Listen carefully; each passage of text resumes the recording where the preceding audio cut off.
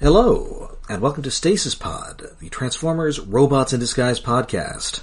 I'm Rob. I'm Jen.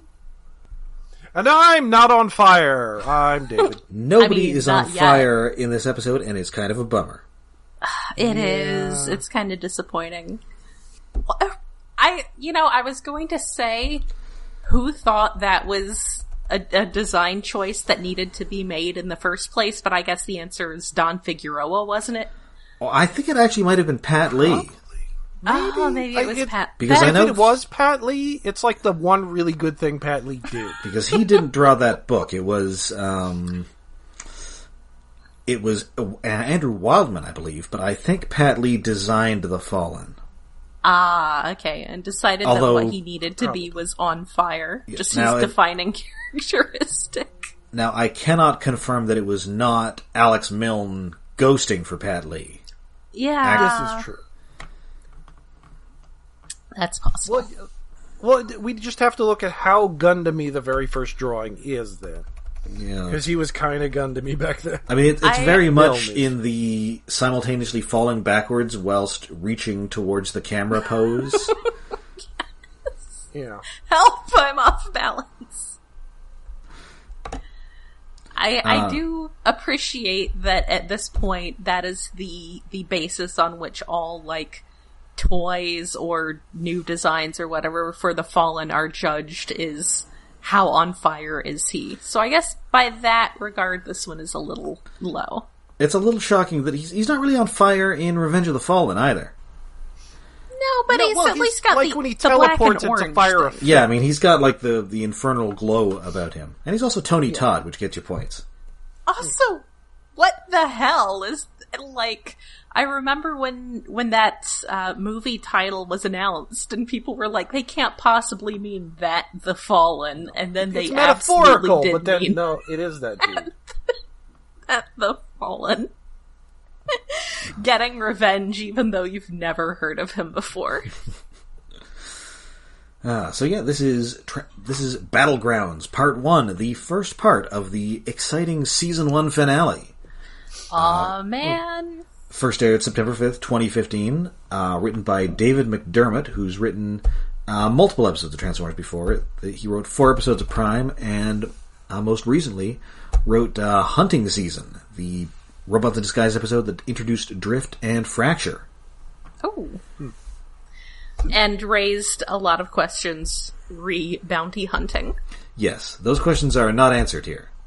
No, they're probably... Didn't you say they're eventually answered? They are eventually answered. I guess that's better than DevCon got. DevCon, who is hunting only his people's enemies for free. Listen, are you sure you know anything about bounty hunters? Well, I was in a bar last night and they were playing The Empire Strikes Back. The sound was off, but I think I got the gist of it. Still an excellent episode, and I entirely bought Smokescreen recently, just entirely on the basis of how much I love that episode. But DevCon doesn't know what a bounty hunter actually is. So yeah, we open in the woods, and Sideswipe and Strongarm are playing tag, but she's taking it a little too seriously. I love how she just punches him. Yeah, it's less of a tag and more of a full-on body slam. Just wham! Tag! I love her. I mean, Grimlock is generally the strong one, but I like that they kind of emphasize that she is the more physically powerful of the two here. Mm-hmm. Yeah. Well, of course she resorts to violence. She's a cop. Oh, no lies detected.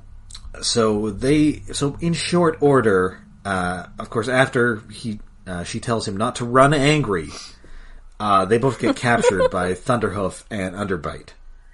This must be a big important episode. That's right. We're bringing in the recurring villains, baby.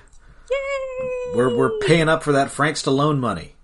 Yes, just gather together all our leftover budget and spend it all on this episode. Unfortunately, that's why all they could hire for Megatronus was Gil Gerard. I mean, there's nothing bad about Gil Gerard. He's better than I remembered in this episode, actually. I mean, they're putting some reverb on it, Yeah, to the point where you don't notice it's actually Gil Gerard's voice, or at least I don't. Even re-listening to it, it's a guy with a lot of reverb. Sounds good, but doesn't sound like him. I don't think I would pick up on Gil Gerard's voice without prompting. I mean, I have seen a couple episodes of that, but not many. I haven't seen it in decades, admittedly, but I think I've seen him in something else. I might pick up on Aaron Gray.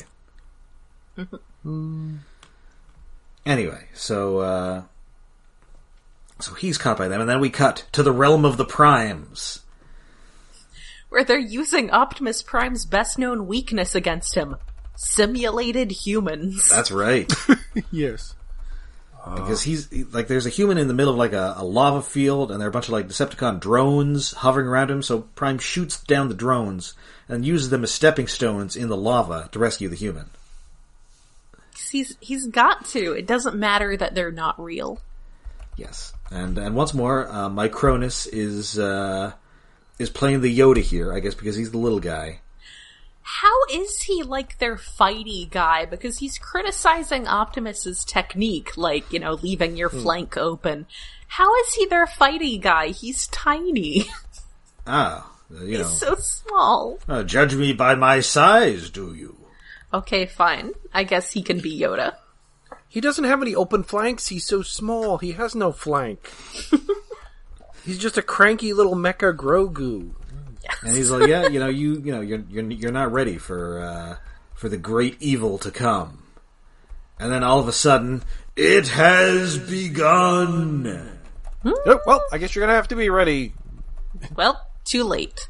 Fries are up. It's like that episode of Futurama fries. where Bender and Fry join the army to get discounted gum. And the guy says, well, it's only a problem if, war were declared. Then an alarm goes off. What was that? War were declared.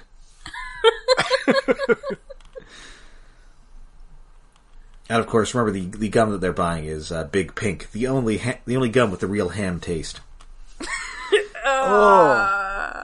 Oh, there's some gross stuff in Futurama. Oh, and this ham gum is all bones. Ew. Man, I need to rewatch some of that. Yeah, maybe. If it was on a streaming service, that might be my favorite episode. It's also the one with the Henry Kissinger's disembodied head and the ball people. Ball people. It's like a race of bouncing ball people that they declare war on. Anyway. Oh, okay. So we cut back to the real world, and Strong Arm gets defeated by a bunch of Ewok traps. She does. Yeah. It's sad. Because they do the rope tripping thing, and then the big log on a rope.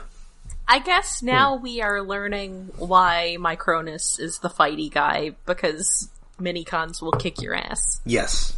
Oh yeah, he's the god of Ewoks. Well, Mecha Ewoks. Yes. Oh. That'd actually be a more interesting take on Minicons, that they're sort of semi-feral but incredibly industrious. So like Wheelie? Yeah. Yeah! Exactly. Yeah, like just an army of wheelies. Oh my god, Wheelie's an Ewok. So yeah, we cut back to he's a Tarzan, but that's basically an Ewok. Or a Mowgli?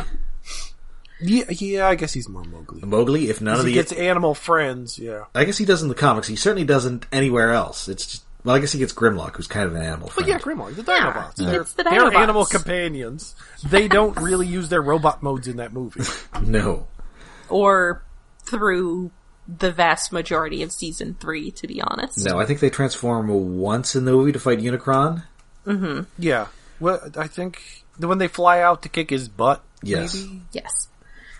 Yeah, and then they continue to be dinosaurs throughout almost the entirety of season 3. Well, I mean, in that one episode, if he turned back to robot mode, his apron would come off. Yes.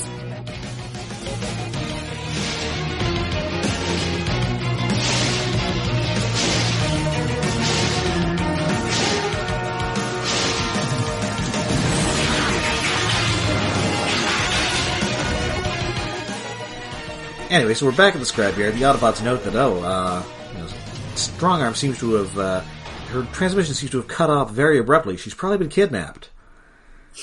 Oh, well. And so they figure, okay, well, there aren't really any other Decepticons who are up and about, so it's probably the pack. And also, we've never really thought to look for them before or anything, so, I don't know, fix it. Where would they maybe be? What's a large... They're like, well, he's trying to put together an army, so we need a place that's really big. What he doesn't say, but I assume is implied, is with no people. Yes. Well, don't worry, that's most of the places on this show. Yes. But yeah, it turns out there's a conveniently abandoned steel mill. That's helpful. Yeah, nothing but shirtless robots and sparks in there. Hot stuff coming through. Aw, yeah. Anyway, so they're about to roll out, but and obviously they're going to be short-handed. So Denny volunteers, and sorry, Denny, but that's kind of a bad idea. Yeah, sorry. You've been very helpful, but you continue to be small and squishy. Yes. Oh, what's this? We need an extra person? Oh, hey, it's convenient guest star Windblade. Yay! She shows up. Yeah, all the guest stars for this episode. Yeah, she says that her enhanced senses told her that it was the season finale, so she has to show up. I appreciate that when she shows up, she asks about Strong Arm and Slick. Yes. Because she's still on her nickname thing, but she is respecting Strong Arm enough to use her actual name. Yes. And I appreciate that consistency. Which is good, but like when Transformers, like Strong Arm sounds like a nickname. I guess. That's true. I mean, It's a thing. Wasn't there there seems like there must have been a Micromaster named Slick, but I'm probably confusing that with Euler and Slide. Yeah, I was about to say Euler and Slide. Yeah. Which are much worse. And there's also Hubs and Greaser. Yeah. Discharge. Mixing. Well, yes. I love mixing. They want to use English. They don't know English, but they really want to use it. No. So it's... Interesting note, if you type in Slick on the wiki, it auto-redirects to Sideswipe. That's pretty amusing. That's nice. That's helpful. I guess there is another one. Isn't another one. Anyway. So yeah, it is time for them to roll to the rescue. Oh, wait. That's somebody else's catchphrase. Oops, they're using that on another show. Catchphrase number 15. Ooh. The first time he's stolen one. I really liked that. That was really cute. Yeah, that was a very cute one. And then I think they kind of use it. There's a music sting afterwards that's kind of like the Rescue Bots theme. Yes. Like a dun dun dun dun dun dun. I feel like you have to save something like that for a big episode. So Yes. Yeah. Of course, there'll be more Rescue Bots crossover in the future. Yes. Yay. And of course, in a mere few episodes, we'll be back to Rescue Bots. We will. Yes, once we acquire a reliable source. Yes. For episodes, because I'll see what I can hook you up with. Put them on DVD, not on Hasbro. Netflix. I'll buy it. Yeah, Or Netflix. on DVD, or put it, or was it originally on? I mean, I know all of Transformers Prime was on Netflix, and they took away everything but the first season It's maddening. while we were watching it. Yes. But I don't know if they had all more than the first season of Robots in Disguise and Rescue Bots. Yeah, but the thing with Prime is that's at least on DVD. Yeah. Yeah. The later you shows, can get it. they just lost interest. Yep. Which it seems really weird. It's like, you'd think of the later seasons, they'd be more likely. Now, it's just like, oh, just stick it on streaming somewhere. Yeah. I kind of feel like maybe they were just assuming they would put it on streaming somewhere, so they never, bothered getting the DVD release rights, and then they just didn't bother to put it on streaming, and they forgot about it because they'd moved on to Cyberverse or something.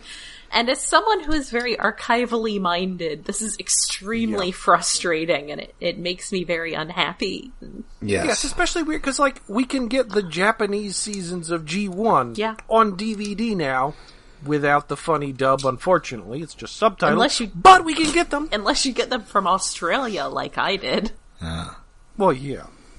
But there are ways, but, the more recent seasons you can't get it, that seems weirder. I mean, I guess more people are moving to just digital only, unlike us oldsters who like physical media in case shit stops streaming. Honestly, but and this is sort of a divergence here, but that's us. Like, I feel like the more that the streaming environment splinters, and this may have been what the problem was with getting these on Netflix versus actually releasing them as physical media, the more the streaming environment splinters, the more I feel like I need to be buying things on physical copies again.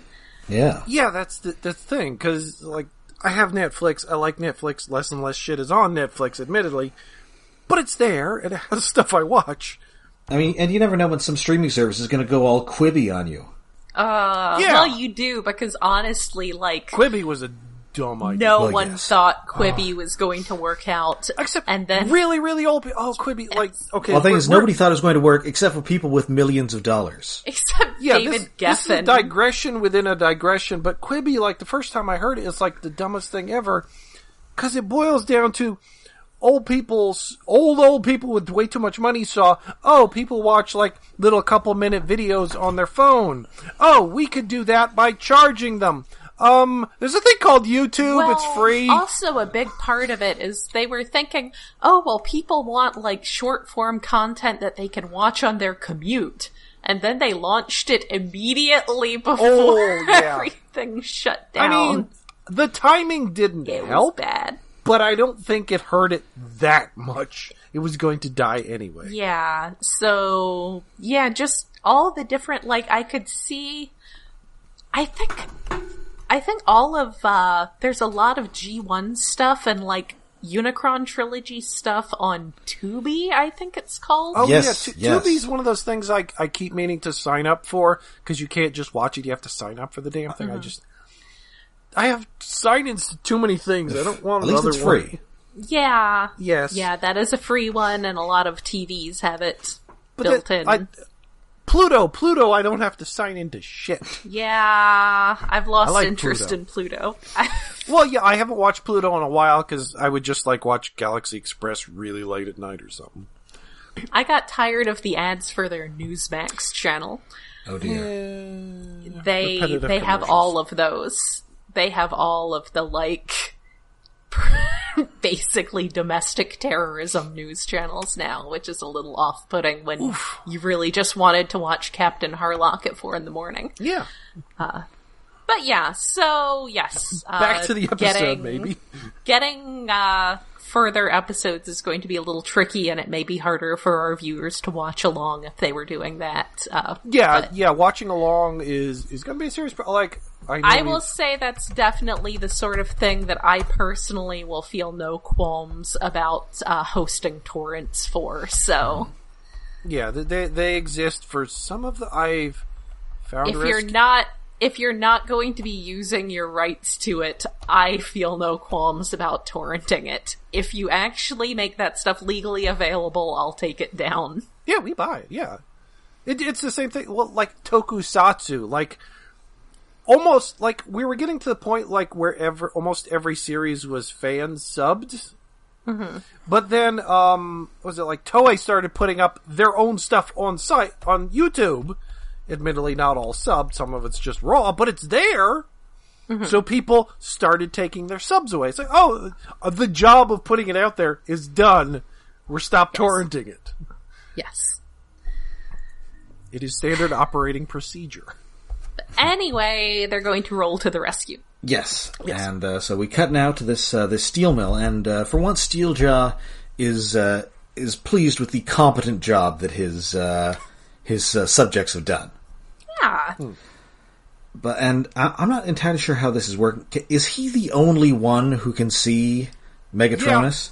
Yeah, that's pretty clear, because there's a cutaway where we see, like, Thunderhoof staring at him talking to a wall. Yes. Yeah, leaders going crazy. Which, like, I feel like this should have come earlier into the season where, like, just when the pack is starting to gel together and Thunderhoof isn't trying to kill Clampdown, like, their leader starts to go nuts talking to himself. Yes. But it's just, this episode, while he first started talking to the head last time he showed up, and he's just full on nutso this episode. Well, not actually nuts. He's just talking to a demigod that's only talking to him and manipulating. He's like the Great Gazoo. Oh, that. I mean, unlike Bumblebee, build that space bridge, dum-dum. Unlike Bumblebee, he is at least in some degree of conflict with the voice that he's talking to, so he's not telling all the guys, like, we're going to do this because this voice told me to. He's like, we're going to do this because I said so. Yes. Kinda, yeah, but it's also like, he doesn't really want to do what the voice is telling him, so he's arguing the voice in his head, and that might make him seem even crazier? Yeah, that is kind of crazy. Like, but the voice in his head can manipulate physical objects to a degree, and tries to get clamped down to rip his own arm off with his clamp. Oh, stop clamping yourself! Stop clamping yourself! Which, like, in my brain, the perfect joke that didn't happen: the ghost in the crab shell. But, like, I don't know how to work that properly into the episode, like, who would even say that? But then I just thought, oh, that'd be a great title for an episode. Like, just Clamp Down is haunted. Also, just before he's actually talking to Megatronus, he declares that they need to go to the Autobot base and capture thicc. Yeah. Because Steeljaw knows who the most important member of the team is. Yeah. And he sends his most competent lieutenant, Fracture, to do so. Yes, which actually is his most competent lieutenant, so that's nice. So yes, then he's talking and tells him to stop clamping himself. Yes. And Thunderhoof he does not mind watching Clamp Down hurting himself. No, he's enjoying that. I can't remember if I mentioned this the last time, but I think this might be kind of based on some early plans for Revenge of the Fallen. Mm-hmm. Where the Fallen was, like, trapped in a sarcophagus. Okay. And, like, Megatron had to free That would more him. explain why he looks like a weird, creepy pharaoh. Well, and it got far enough along that is he's depicted that way in the comics tie-ins. Oh. Which I never read, because why? They're better than you'd think. They're by, a lot of them are by John Barber. Oh. I guess if they were actually written by someone, you know, trying to tell a coherent story. Few movie tie-in comics I did read were pretty good, but I just stopped reading them because there's a great Sector 7 series where it's they're sort of going through time. So at one point, Bonnie and Clyde are teaming up with a Decepticon, and there's another one where they're with Herbert Hoover and his gunslinging wife. Wow. I said, better than you'd think. Yeah. All Although, right. like, I mean, I can understand why they didn't want to bother to animate Megatronus on fire throughout these entire 2 episodes he's going to be in. But they, like, when he's just a floating head, if that had been on fire, that would have been cool.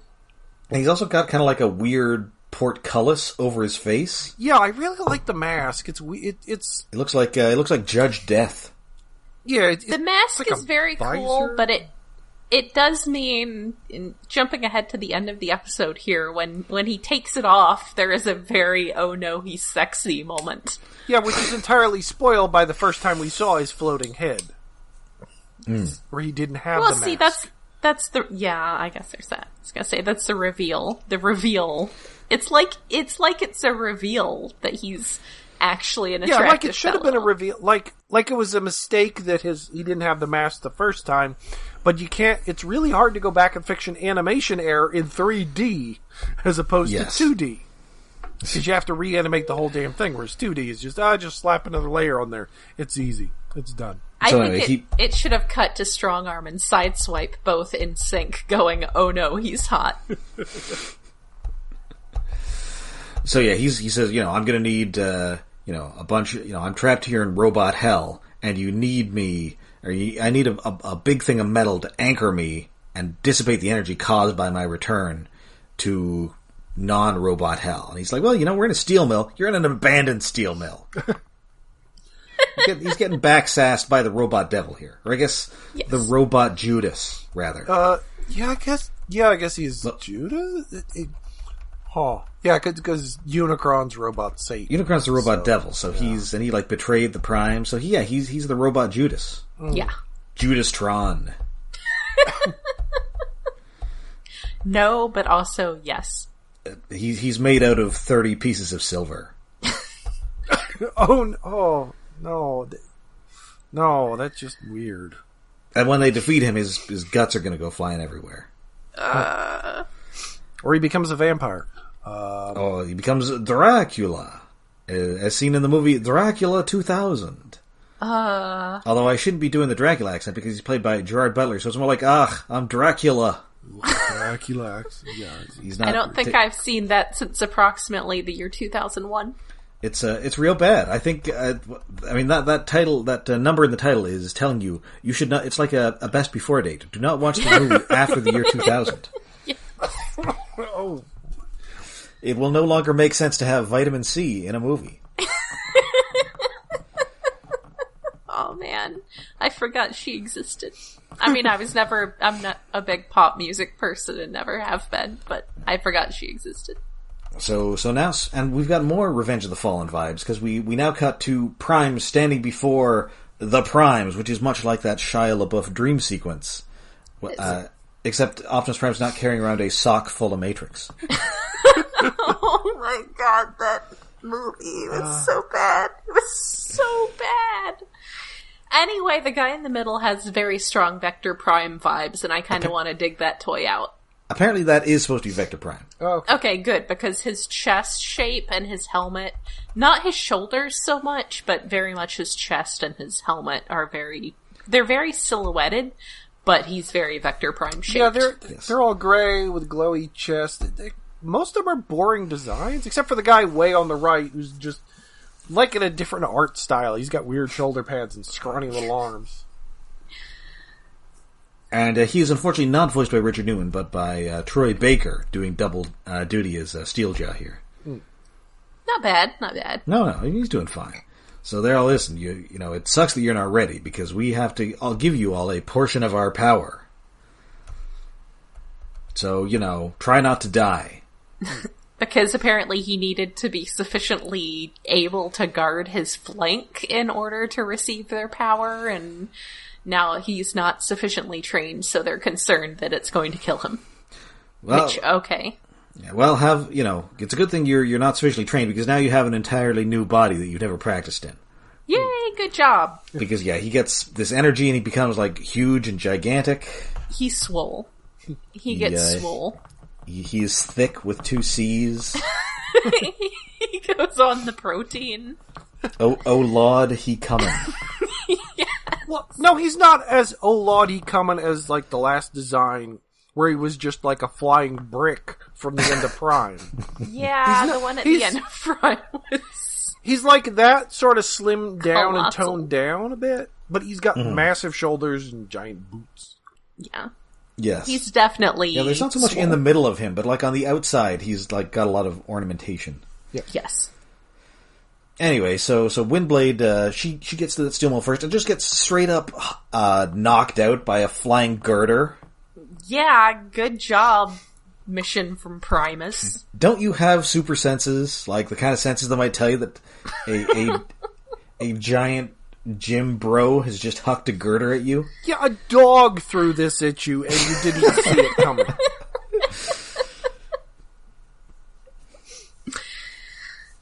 Maybe she was too busy being prepared for bigger threats, and they weren't worth her notice, except they should have been, because they brought her down. Yeah, so Fracture's, he's watching the scrapyard, and he sees our pal Hank. Everybody remembers Hank? Yes. Russell's friend who is a lady. Yes. Football buddy. Wears a helmet with goggles on, like she's escaped from an episode of Digimon.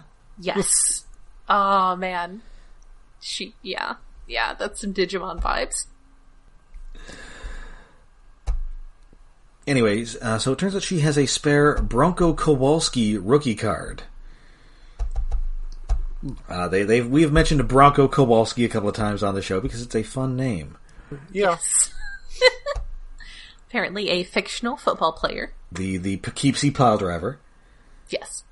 And of course, Russell has to sort of convince her, like, not to come in because he's all, we're spraying for bugs, so you're just gonna have to, like, pass it to me very carefully. Yeah, they did mention that at this point they've got all of the terrifying weaponry that Fix-It installed during his previous... I'm not going to say a previous episode, I'm going to say his previous episode, because he was having an episode. But they've got all of that functional to a point where they can use it, and they have all their defenses up, so he doesn't want to open the door, because that's going to involve turning off all the guns. And soon enough, she comes back, and she's like, no, I told my dad, he totally freaked out. That card is like my college fund. And you can't just, like, toss it to me, because, oh no, there goes my college fund. I don't get to go to college. It gets a scratch on it. Yes. So, of course, he opens it up, and of course, it's not actually Hank, it's a holographically disguised Air Razor, which is kind of horrifying. Man, Fracture really is their most competent guy. Well, he has a line about, I did a little research. Yes, research. Oh my, that never happens whenever robots try to impersonate someone, or that even pretty much any story, that shit doesn't work. Hollow fields and a little research, and he's suddenly incredibly competent for a Decepticon on this show. Yes. Hell, just go back a few episodes with the weird bug thing that would turn into other people. He did no research. He just did by looks. Yep. Yeah. And voice, somehow. Yeah, they've, so the Autobots have now tracked down the Decepticons, and they've chained the 3 captive Autobots to a gigantic Statue of Liberty-esque statue, which is apparently the Crown City Colossus. Isn't that the same statue that Filch had her little nest at the top of? I recognized it because I saw it's holding that basket aloft, and I was like, oh yeah, that's the basket where Filch had her nest, because she's the best. It's very Soviet looking, actually. Yeah, it is kind of. The way it's got all the pillars at the bottom, it is very, like, it's Art still Deco, part of the rock. industrial. And it's also holding a big hammer. What is the style called? Damn it, art styles. It did sort of remind me of the, maybe not physically, because I don't remember the time I actually saw it, but in Birmingham, Alabama, they have a statue of Vulcan, because that's a big steel, or at one time was a big steel city, and it kind of reminded me of that. And of course, nobody has noticed these big robots, tying other robots to the statue, and also building this giant arch in front of it. Yeah, they don't actually have, like, security at this statue, or any kind of people driving. It's just out in a field, I guess. Yeah. Well, it's in the middle of the, however wide the river is, or bay, or small lake, whatever it is. Yeah, I guess. But does it seem... It's weird that it doesn't seem to have a tourist area somewhere. Yeah, you're probably not going to have that many tourists in a town that size going out to see it, so I guess, like, not enough to bother running a regular ferry. You just have, like, maintenance people go out occasionally to power wash it. Yeah. Spray Koro Stop on it that Perceptor gave you. I think I found the art movement, Socialist Realism, which is a really boring title. Although that may just be a catch-all. It's not as good as the word brutalism. Yeah, well, brutalism is really only for architecture, because big concrete cube, which sometimes looks pretty, most of the times it just looks threatening and deathly. Brutal, one might say. Yeah. So, back at the scrapyard, Fix-It is armed, but not particularly dangerous. No, we know he's covered with guns, but he doesn't have access to them. All he's got is, like... a gun. What is it? Is it a gun? I thought it was like a little blowtorch. It's something. Whatever it is, Fracture promptly throws a knife at it and breaks it. It is ineffectual, is what it is. So yeah, Poor little guy. They retreat to the diner, they each grab a weapon and prepare to make their stand. Which, of course, includes a frying pan. You gotta have the frying pan. Well, yes. Russell has the frying pan, Denny has an egg beater, and Fix-It has like a spot welder or something. Frying pans are serious business, man. You could really hurt somebody with one of those. Somebody who's not a big robot. Well, okay. Whose head isn't already made of frying pan material. That's fair. Yeah, so they are preparing to make a Butch and Sundance-esque last stand here. Yes. But thankfully, the Bolivian army is promptly defeated by the arrival of Heckin' Chonker Optimus Prime. Sword Daddy. I hereby declare this version of Optimus Prime to be Sword Daddy. So, hey, you're Optimus Prime, huh? We've heard all about you and occasionally seen Bumblebee talking to your ghost. Sup? Yes. He does have his sword. He's got his great big old... I guess that's probably the actual Starsaber. I don't know how that works as far as things becoming from the immaterial... I don't know if it reincarnated from heaven with him or whether it's just a similar sword, but it's very Starsaber-esque, as in the Starsaber from Prime, and not to say that it's a large red, white, and blue jet robot. Which would be kind of weird for him to be. Nor is it 3 jets stuck together. It is also not 3 jets stuck together. So yeah, they actually convince him that, hey, if you need to get the humans out of there, you should bring us. I am I'm kind of impressed that they managed to talk Optimus into taking them when they couldn't even convince Bumblebee to take them. But on the other hand, Optimus is accustomed to working with fairly useful humans, so fair enough. And these aren't simulated, so he doesn't have to care about them as much. Yes. Now, I do not understand the purpose of these silly hats. I do not recall Agent Fowler possessing such a hat.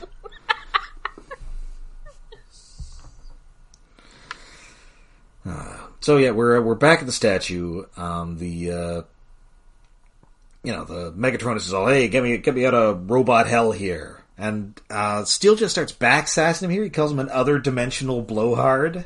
Yeah. Yes. Like, Steeljaw has no respect for this guy. It's impressive.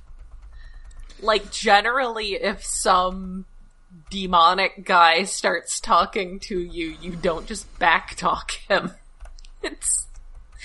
He's not impressed, though. Yeah, I'm not so impressed there, Robot Judas. Just, I don't want anybody sexier than me coming to this plane of existence. It's true. Maybe that's it. Maybe he feels vaguely threatened by him. So the Autobots have split up. Bumblebee and Drift are coming in via the road, and Grimlock is coming underwater, which he does not care for, but goes for anyway. And Drift is all, our oafish teammates' enthusiasm is as large as he is. I just like him calling Grimlock our oafish teammate. It's slightly insulting, good delivery, and it's like Drift is finally starting to like the other people he's hanging out with. That's about as close as a compliment as you're going to get from Drift. Yeah. Yes. He's going to talk about how much he likes your enthusiasm, but he's also going to call you a blundering lummox. Yes. He's not good at being nice. Yeah, so anyway, the Bee and Drift get there. They face off with Thunderhoof and Underbite, and then Grimlock gets there, but he is stopped from destroying this arch by Clampdown. I do really like how Grimlock just comes out of the water like Godzilla. Yes. I felt like that was a very Godzilla just coming out of the water. Well, it wasn't quite animated like a Godzilla coming out of the water. Because, that's usually just vertical, which never quite makes sense anyway, how this giant lizard does that anyway. At least in the old movies, as opposed to the new CG ones, where he just sort of swims alongside boats anyway. But yeah, it could have been more Godzilla-like. And that was a moment where it's like, oh, Grimlock probably wishes he had a breath weapon to stop the arch. And then he gets stopped by a little crab monster. Like Godzilla versus the sea monster. I still really love Clampdown's walk cycle animation. Yes. I will never get tired of his little sideways skittering. Great little scuttle. Oh, he does good scuttling a couple times in this episode. Like after his arm tries to rip his arm off, he scuttles away. Yes. It's like, scuttle.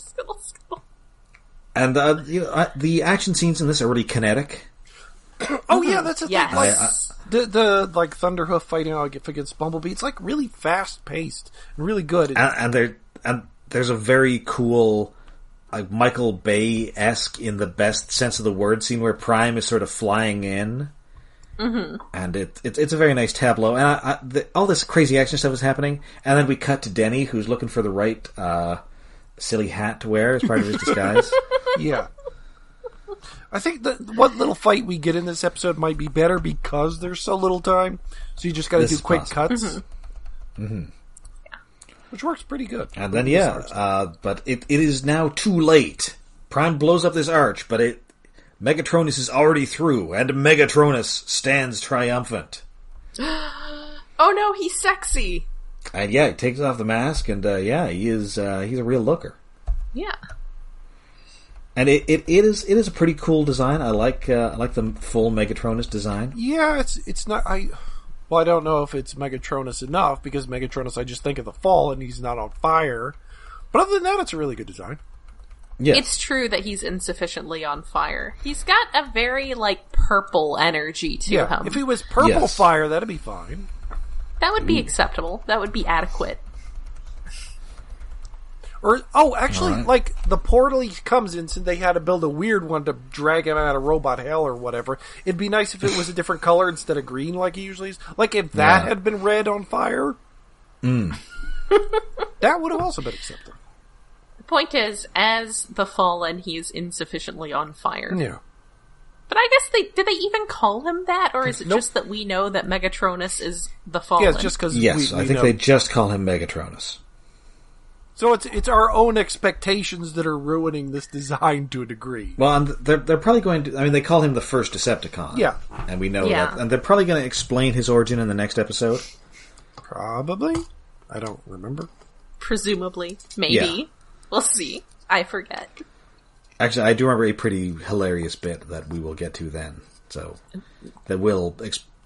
they do talk about his origin.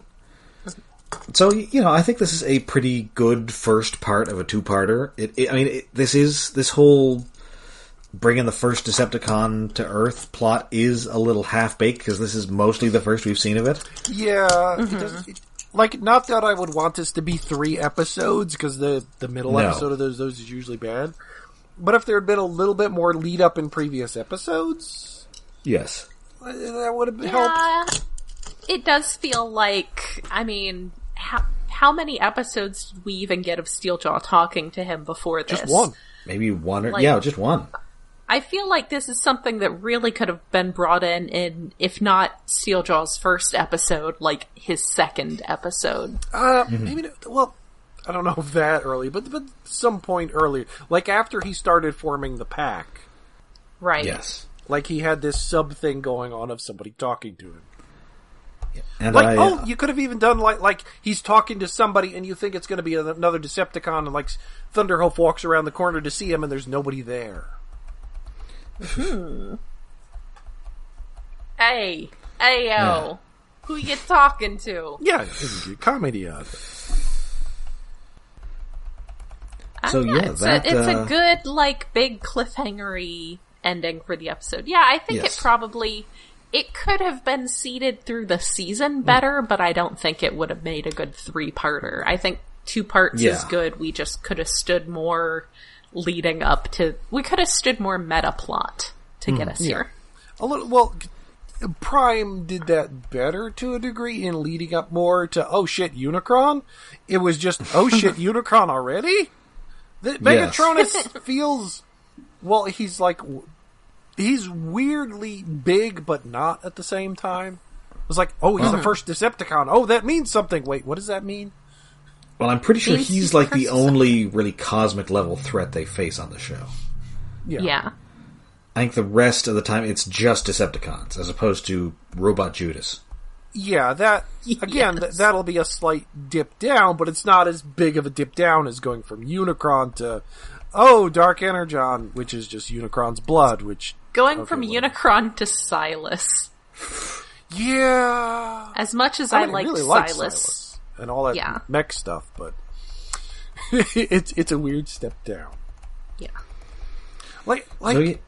Is Animated the only series that really hit the progression notes right? I think so, yes. Even Beast Wars is like the second season, that's the high one. Yeah. Third season's like, it's okay, we have spark things and we're getting off the planet. But. The third season was kind of like, we've got a third season? Yeah. Yeah. Oh, we probably should have planned for this. Yeah. Yeah, whereas Animated's escalation, like, that felt planned from the beginning, even if it wasn't entirely, although they had ideas for a fourth season. Mm-hmm. Which, maybe that's just a symptom of TV that's moved on since, like, we're not sure we're going to get a second or a third or at all seasons, so we just gotta do what we can do. Just do the biggest stuff we can up front. Yes. Alright, so I believe that now brings us to David's Tokusatsu Corner. Yes, this week on Shuki Sentai Go-Go 5! Burning Rescue Spirits, the final episode, the 50th episode of QQ Sentai. Ooh. Burning? Yes, the burning and crashing into things does happen, although it's mostly okay. the bad guys burning and crashing the giant robots who fall apart. Oops. This is climactic final episode. Starts out mid-fight with the two resurrected bodies of the demon princes, which Grandine's sons, who are now just kind of mindless monsters, destroying the Ranger Zords. They destroy, I think it's the first robot, the original one. That one just gets blown to pieces, the other ones kind of get wrecked. Mm-hmm. Cut to immediately, the Ranger's mom has woken up from the coma last episode, and she's talking to doctors, and it's a subplot of the mom's up. She's not dead, even though she was a ghost in one episode. It's I too am both a ghost and not dead. I mean, it plays into the arc of this entire series as like, family is important and family will come back together in the end because family. Mm-hmm. You know. But it's really weird that she was in a coma for 8 years. Mm-hmm. And now she's awake and has a memory back and wants to go see her family. Sure, whatever. Yeah. But there's also a subplot where the Pink Ranger and the Yellow Ranger are still trying to rescue kids that are trapped in a building, and that's another, you kids have to believe that your parents are coming for you in this building that is falling apart and on fire, and there's gas coming up, and everyone's going to die in a couple minutes. But that does, and the parents were here at the foot of the building trying to move rubble, and everything's happy. It's like, okay, thematic, but impractical. But it's a show for little kids, so whatever. Anyway, the robots get wrecked and the Rangers are out and they're doing the rescue and stuff. It's all build up, but it all hinges upon Kyoko, the voice actress of Asuka Soryu Langley, delivering a package to the Rangers to save the day, which happens to be plans for a new robot, which is actually just a black and gold redeco of their original robot with the space shuttle attached. Mm-hmm. Which, it's a black repaint in an episode. I kind of didn't expect that to happen. I mean, I know they sometimes do like Transformers does. You have black repaints. But this is actually a black repaint in the show. I don't know if that happens that often. Mm-hmm. Or at all, because usually you don't repaint the robots unless it's like a summer movie or something. Mm-hmm. And then you add like a new part. It's like, it's got a lion face on one of the parts now, and everything else is gold. Whatever the fuck. Anyway, where was I? Evil's won. There's an eclipse, but then the eclipse starts to fade, and the sun comes out, and hope has returned. But in the process of the eclipse, like Grand Witch Grindina has like put herself into the corpse giant monsters of her sons and is talking through them, and that's weird. There's a metaphor there that is disturbing, and I don't want to dig into it. And then they destroy the other giant robots. But oh, surprise, the black repaint comes and the Rangers get together. And the new repaint robot is powered by their mental energy or something, or their hearts.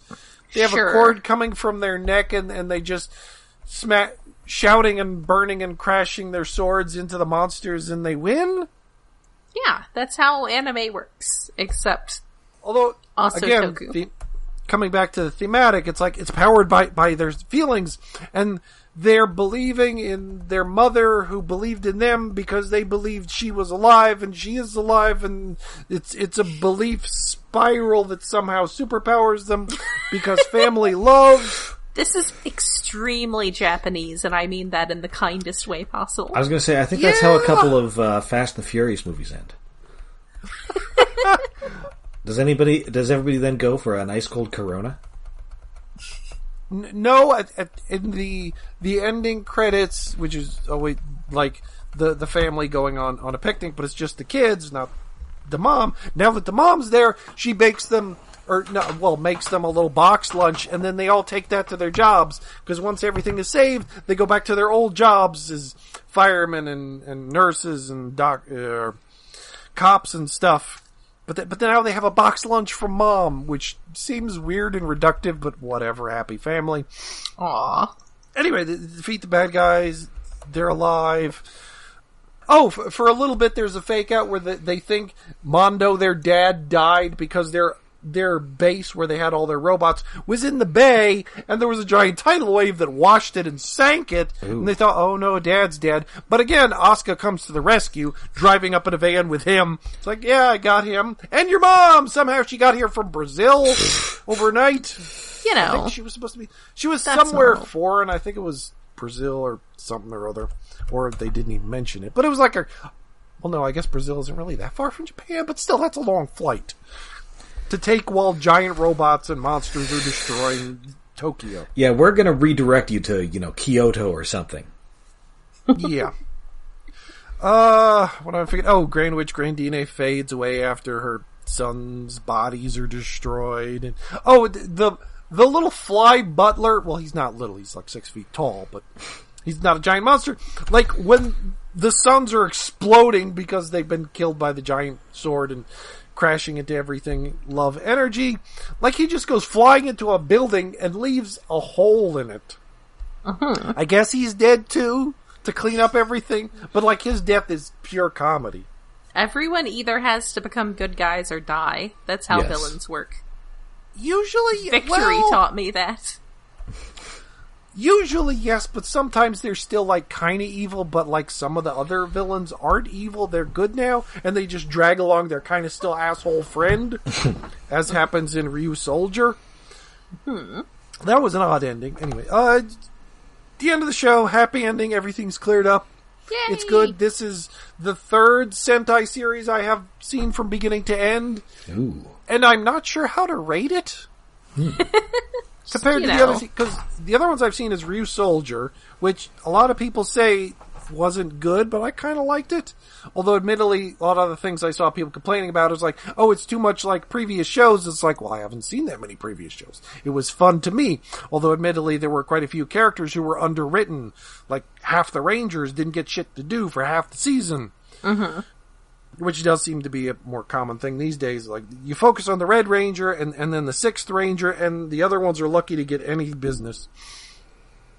But I guess this is as good as that. And well, the other one I've seen is Zeo Ranger, the one that the original Power Rangers is based upon, which is good and bad, because wow, that's got a shit ton of episodes that are child-focused. Yeah. And oh boy. No kids. So that one's aimed more at littler kids, but then you have Rita Repulsa, the witch Bandora, who's a hoot. Like, the villains in that show are the best part of that show. I love her.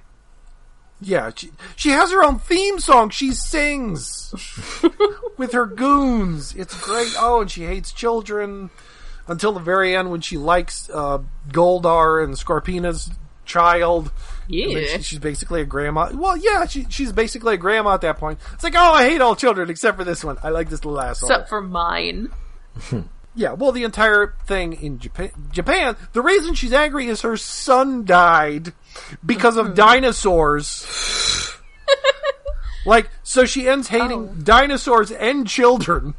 See? So that's a whole messed up thing. So, I don't want to rate that one the best of the three I've seen, because, like, all the child episodes.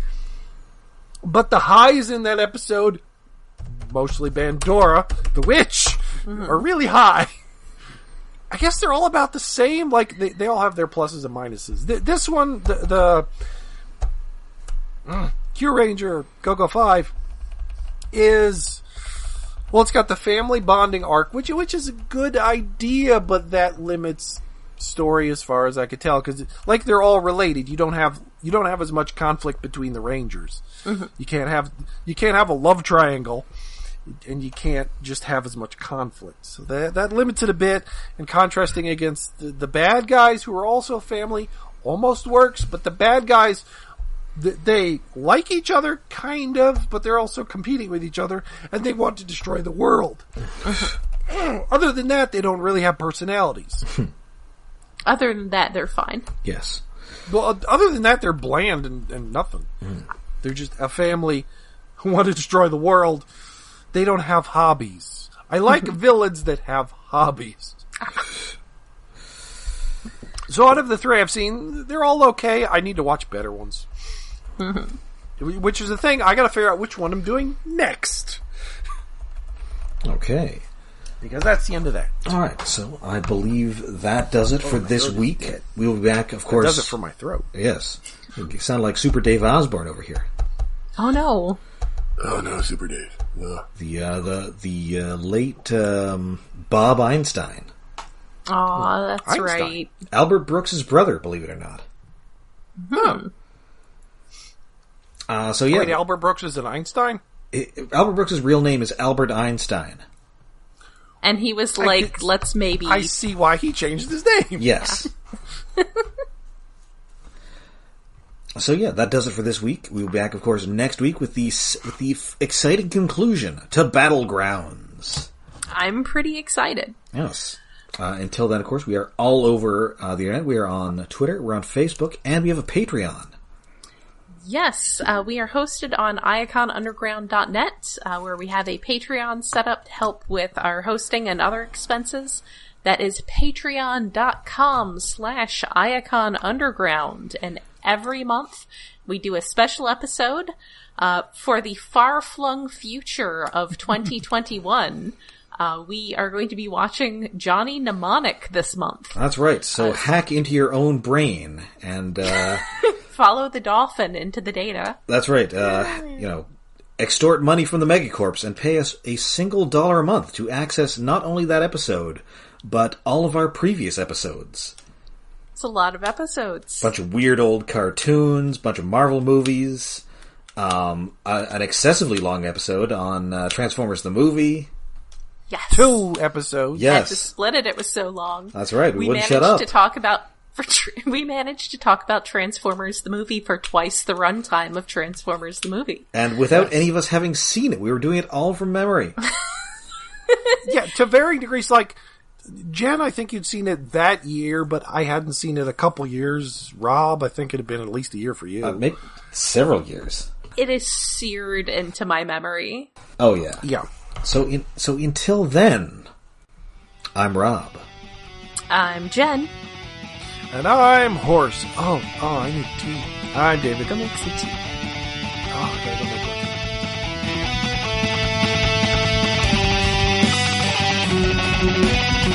one.